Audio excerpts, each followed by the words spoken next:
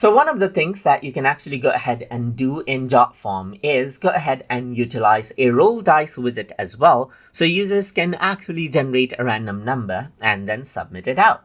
So to do that, you can simply click on add element, and then you can go to widgets, and then you can go ahead and type in dice, then you get the roll dice option right here. Go ahead and click, and then the dice pops up. So you can go ahead and say something like click to roll right here, just like this. You can go to the widget setting right here. There's not much option as you can see right here. You can only add in custom CSS. So this is what you have. And now let me just go ahead and preview out the form right here.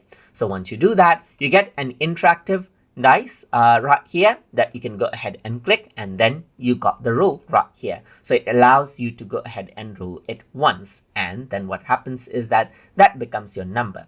You can go ahead and click. Now you can see that there's 2.